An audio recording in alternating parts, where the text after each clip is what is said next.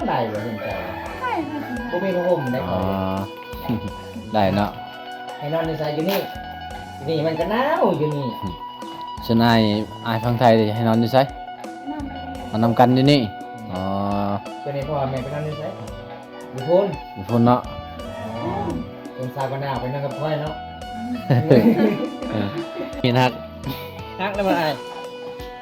โอ้ไหวเลยเนาะมันหักเนาะจอดเอา เพิ่นเจ้าระบ่มีหงสีบ่อ๋อตอนเช้าตอนแลงก็นึ่งเอาตำเอาทุกคนบ่แม่นนึ่งเอาตำเอาตำแล้วก็ผัดเนาะ เขาบอกว่ามันสี่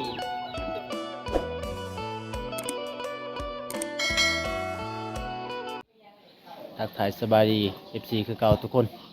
มื้อนี้ก็เป็นมื้อที่2ที่หนุ่มอุดรที่ไปหาสาวเวียนทุกคนมาเยี่ยมมายามสาวเวียนหรือว่ามาจีบสาวเวียนก็บ่ฮู้กันทุกคนเพราะว่าอายเพิ่นมาเป็นมื้อที่2มื้อนี้ก็มื้อนี้เป็นมื้อที่2ก็บ่ฮู้ว่าเพิ่นสิเฮ็ดหยังให้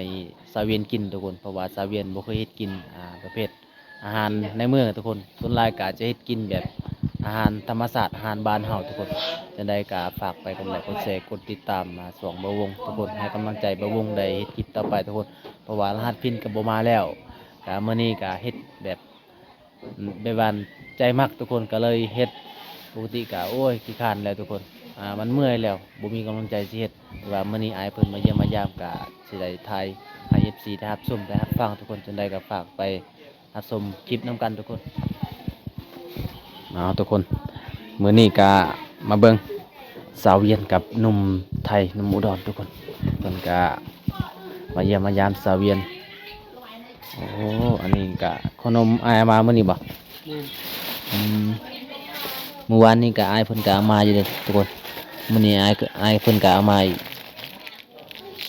เสียงไห้โอ้บ่เคยกินขนมเสียงไห้ มาแต่จักโมงไง ออกจากเมืองนอก10 โมง 10 โมง ฝนตกเด้ มาฮอดพี่จักโมงนะ เที่ยง เที่ยงเส้นทางคันว่าฝนตกนี่โอ้ลำบากเลยเนาะเป็นจังได๋น้ำห้วยจะลอยใหญ่บ่ บ่ปานใด บ่บันไดไปได้อื ขึ้น ม เยอะหน่อยเดียว นั่นเดียวขาฝนตกอีกมื้อนี้ก็คือบ่ได้กลับเลย โอ้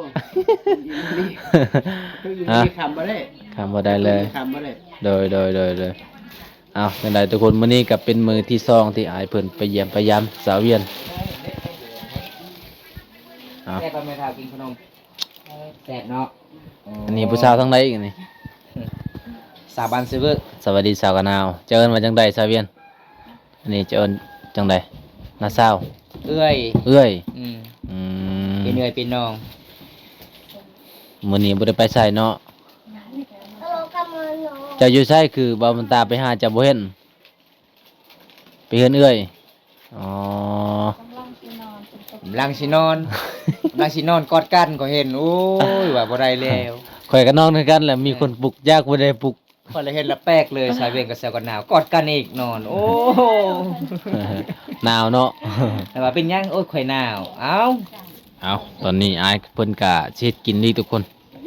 ไก่เอามาแต่ไสอายฝั่งไทยบ่โอ้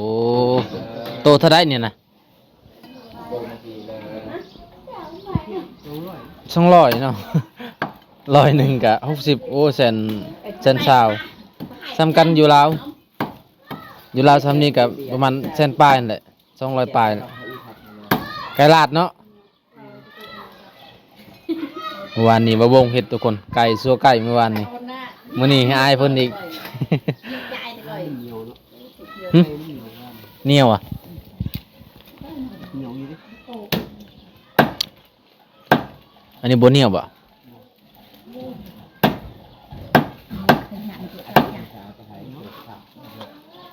ต้มเนาะคักกินยำแรงๆไก่ลาดมาแต่ฝั่งไทยทุกคนบ่เคยกินไก่ฝั่งไทยมื้อนี้ก็จะกินครั้งแรกเลยไก่ฝั่งไทย มันคือกันบ่กับไก่ฝั่งลาว เริ่มแบบเป็นเปิดมีอะไรเปิด โอ้ตกอีกแล้ว เปิด สุดยอดทุกคน เป็นปอ อาย ยัง อายเพิ่นมาเท่าใดก็ให้กินเป็นทุกคนบ่ว่าจะเป็นอาหารแบบในเมืองหรือว่าอาหารแถวเขตนอกอายก็เฮ็ดกินเพิ่นเป็นเบิด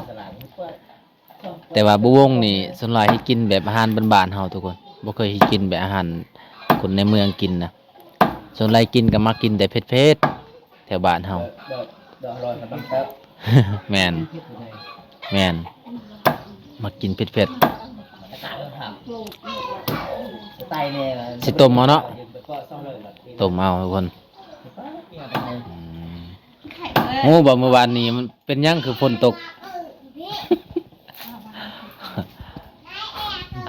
เพราะว่าฟ้าส่งให้เจ้าฮักกันเด้ Này cô ơi. จะกินนะจักโต ห้วยอย่ากินอันนะ สิโตบ่ บ้าเลยเนี่ยไม่กูรอจะเป็นจ้าอยู่ดิ อ๋อ จ้ามาช่วยแกะมาเลยจ้าโห สิโตทุกคนเนาะ ออกเสียง คิดลายเลยเนาะเจ้าเนาะขนมนี่ก็เหมือนอีกแล้วนี่โอ้แซ่บบ่ขนมฝั่งไทย มันก็คือขนมบ้านเฮาเนาะบ้านเฮามีขนมเวียดนาม Thả cho con dao con bọt. Nè. Này này. เมื่อวานนี้จะเป็นจะเป็นอะไร Ôi, ông Phạm Văn Thái là năm nay. เพราะว่าขนม จะเป็นขนม มาแต่ไทยมันแซ่บ ลาเลยเนาะ ส่วนลาวเฮาซื้อนี่ก็มันจะเป็นขนมเวียดเนาะมันบ่มีขนมไทยแบบนี้ทุกคน มาวันนี้มีแต่พ่อเฒ่าแล้วบ่ได้กินขนมพ่อเฒ่าไปแล้วพ่อเฒ่า โอ้ไปใช่พอจ้ะ เอ้ยพ่อเฒ่าบึกก็เจอพ่อเฒ่าเจอผู้สาวพวกเข้าเมืองนอก อ๋อนั่นบ่โอ้แม่นบ่นี่แม่ งาม นี่แม่อยู่นี่รถได้ Làm đếch em bọt nọc đang ăn. ไปใส่พอจ้ะ บ่ฮู้ บ่ฮู้ นี่เห็น อ๋อ บ่ไปนี่เห็นไปนี่ฮู้เห็นฮู้ อยู่ใส่บนตาว่าเจ้าเห็นฟ้านแม่นบ่เห็นฟ้านอยู่ไส Thôi, lại gặp phải là cũng ลาวไปปั๊บ Phạm Thái. ผ่านไปพอเราตกใจว่าลาวไปจับบ่ได้ไป บ่มีไผจับบ่ Dạ lộc các hàng, dạ ăn. หึ จะ โอ้ พูด Cái ตรง tay นี้ này mà sao đang không phải hả? Thích quá. Cái này là- เออ Dạ lộc hàng rỉa cái này. เออ ผ่านดงเนาะง่ายเลย เขาว่าคันฟ้านเข้าบ้านเฮานี่สิเกิดเหตุบ่เกิดเหตุ กระยาเนาะเราจับเขากินหมดแล้ว Bọc khảo bọc kim khảo khảo. เขาคายส่วนหลายแล้วเกิดเหตุแบบใดแต่เก่านะเคยได้ยินบ่ แสดงว่าผ่านเข้าหมู่บ้านเจ้ามื้อนี้ฝนตกว่าให้ค่อยมาบ้านเจ้า อืม จะหน่อยเมื่อบ่ได้จะหน่อยน้ำมันใหญ่เด้ไปคิดได้นอนบ่นอนได้บ่เพิ่นเจ้า Này là gì บ่ hả? มีผ้าห่มได้ อ๋ ค่ อ อย ได้เนาะ ให้นอนในสายอยู่นี่มันก็หนาวอยู่นี่ ส่วนอายฟังไทยให้นอนอยู่ไส Cái năm đây. นอนนำกันอยู่นี่อ๋อ ส่วนนี้พ่อแม่ไปนอนในสายอยู่พุ่น อยู่พุ่นเนาะ เป็นสาวก็หนาวไปนอนกับพ่อยเนาะ กินเด้อกันเอาเอ้ยเจ้าอย่ายิ้ม เจ้าบ่ปากบ่เบาเนาะลาบ่ฮู้ภาษาลาวอะโตกัน แต่บ่กล้าเว้ายันบ่ถึกเออ มันยังเขาลมกันยังอยู่หั่นนั่น ภาษาจีนแล้วจังนั้น ภาษาจีนแล้วทุกคนเลย ภาษาเขมรทางสปปลาวเลยทุกคนเลย มื้อนี้เป็นผู้บ่าวฟังไทยมาเยี่ยมมายามเจ้าเป็นครั้งที่สองเนาะเป็นมื้อที่สองเลย ใส่ว่าสิพาให้เพิ่นไปหาหน้าไม้มื้อนี้นะ Mà hàng năm đây. ฝนตกก็ไปได้มันเช้าเลย ส่วนไป Mà nuôi ăn ăn bọc phải vào đây. บนใด Nó có phải riêng. คุยเร่ง เจ้าไปได้เจ้า เจ้าไปได้บ่ Này nè. อ้าว อ๋อ ถ้าเจ้า ยัง ไป เนาะ ได้อ้ายเพิ่นก็ไปได้คือกัน แม่นไปได้คือกัน ย่างเอาไปหาหน้าไม้ขี่รถจักรอยู่ในป่า ยังบ่ ย่างเอาไปสิหาหน้าไม้ขี่รถจักร Nó chắc hỏi. โอ้ Bằng là mày đúng không? ลงแล้วก็เฮาบ่เห็นหน้าไม้เข้าไปอีกขับไปอีกรถจักร เรียนฮะเอาดวงใหม่ก็คือเอาดวงหมู่บ้านนี่ แล้วยัง มีหักแล้ว หักแล้วมันไอโอ้ไหวเลยเนาะมันหักเนาะ ฮักเลย จอดเอาก็ได้ ตามมาไล่เลยคือบ่ทน เออมีจุดหัก ตามมาไล่นี่ จอดเอาก็ได้จอดเอาอีก ตามมาไล่ อืม นี่เอาเนาะเอาเนาะ เอามาอีก เอาดวงไม้นี่ อันนี้ก็ฮักอีกแสดงว่าแม่นลีสาวเวียนว่าฟานเข้าบ้าน บ้านเขาบ้าน เออ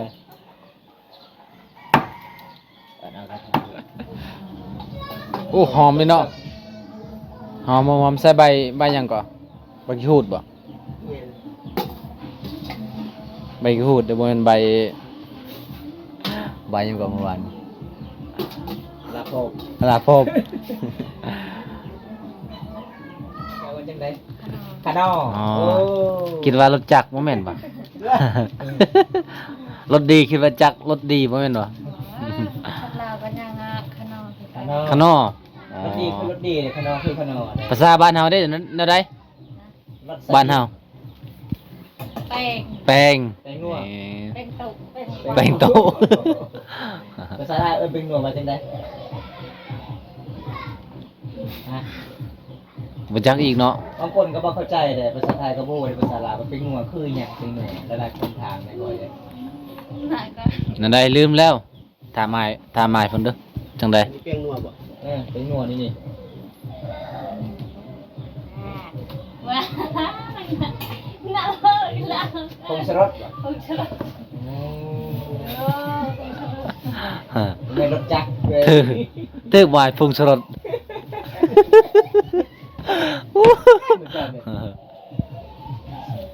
อ้าวจะว่าว่าลืม คือกันกับอันนั้นเนาะตอนเฮากินนั่นน่ะเอาหยังก็ข้าวปุ้นเนาะ เออ บ่จักฮอดชื่อข้าวปุ้นซ้ำ แต่ว่ายังขนมจีนแต่ว่าขนมจีน เขาไม่ได้ว่ายังเลิกเขาไม่ได้ว่าพุ่ง โอ้ยแต่ข้าวปุ้นเนาะ สาบ้านเฮาเอิ้นข้าวปุ้น ทำเบาใส่ ข้าวปุ้นคือเป็นนัวบางเคยโดยคือข้าว หอมเลยทุกคนนี่ เป็นตาแซ่บสุดท้ายแล้วก็ใส่ผักใส่ส้ม กับเจ้าก็คอยเฮียน โอ้เป็นตาเผ็ดซิมไง ใส่เลยยันพริกสูตรเด้ บ่เผ็ด บ่เผ็ดบ่ บ่มันแดงพริกเผาซื้อ อ๋อ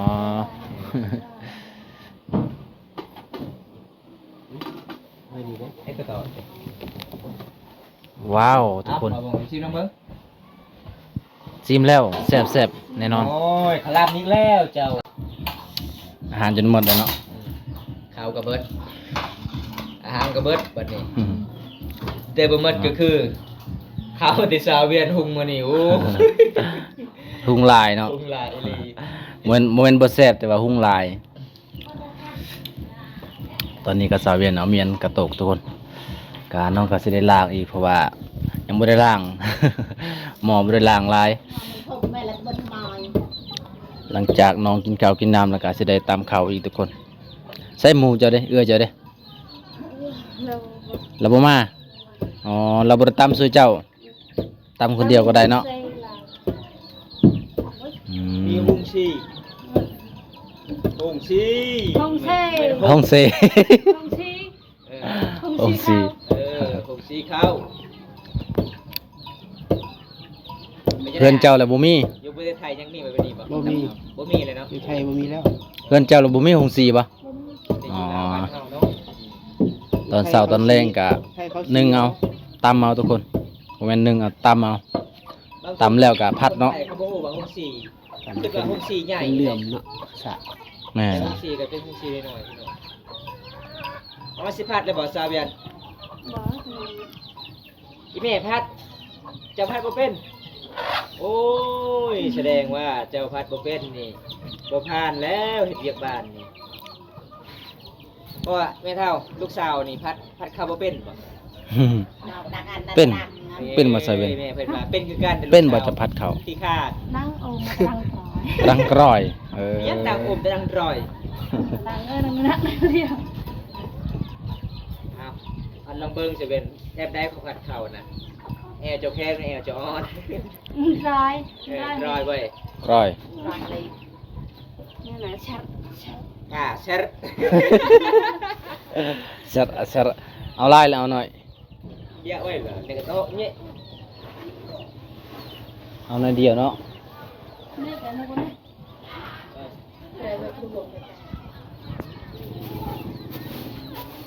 เนาะรอยคือเชิดเป็นว่าเชิด ครึ่งเอาเนาะเคินว่าครึ่งฮะ เชี่ยกระดาษ ครึ่งเอาห้ามเนาะ ไปแต่ดัง กองทัง เยอะเราดอกกบนะเขาให้ได้พอ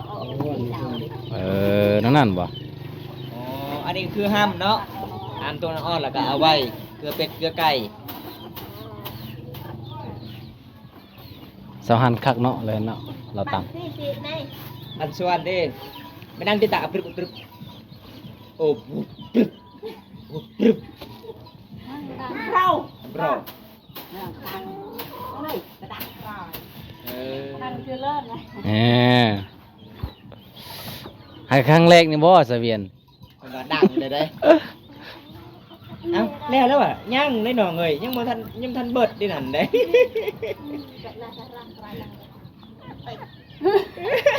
ยาวไป โอ้ยบ่ได้เลยเว้ย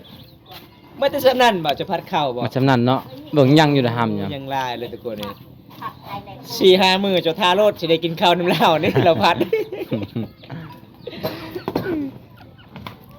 เอา จังได้ตอบอันนี้ตามต่อยคือบ่ตามทางใหญ่ๆฮะ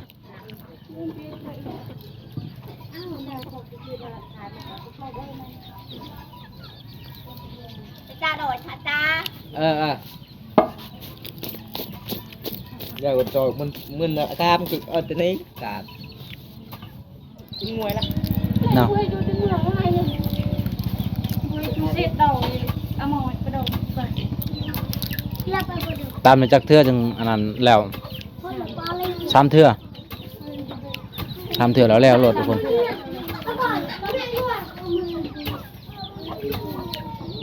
เพื่อจะได้กินก็บ่แม่นเรื่องง่าย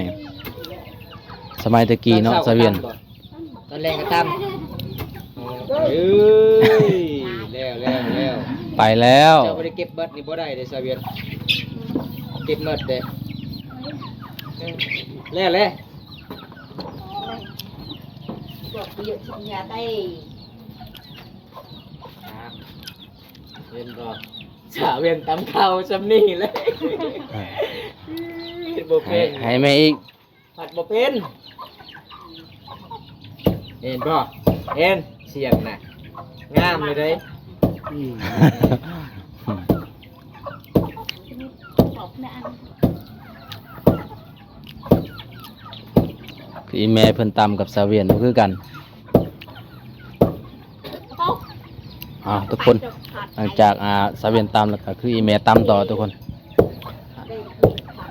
ตอนนี้ก็คือสาเวียนก็สิได้ไปใส่ต่อกับบ่ฮู้ทุกคนจังได๋ก็ไปรับส่งนํกันว่าสาเวียนสิไปใส่เป็นวิถีชีวิตของสาเวียน มันสิพงเลยเนาะ ใส่มือเจ้าจักเทื่อจะ แดง ตาม มาเลยเบิ่ง โอ้แดงมาเลย แดงที่สุดก็คือน้องผัดข้าวมันหนักเด้ อืม หนักแห้งแอวก็เลยแข็งผัดข้าว ไปใส่ต่อบัดนี้ ไปหาหน้ำไม้ หาหน่อไม้บ่โอ้ไปทางใดสิไปสาเวียน อองเอาเนาะ เจ้าฮาบบ่ พายเอาอันนี้ พายเอาเนาะ มันอองมันอองคือทางลัง อ่องจังน้อย เอาไม่ได้ น้ำไม้ลายก็ อืม เอ้ยสาลาวอันนี้สาลาวอันนี้มาแล้วเด้อคือเอ้ย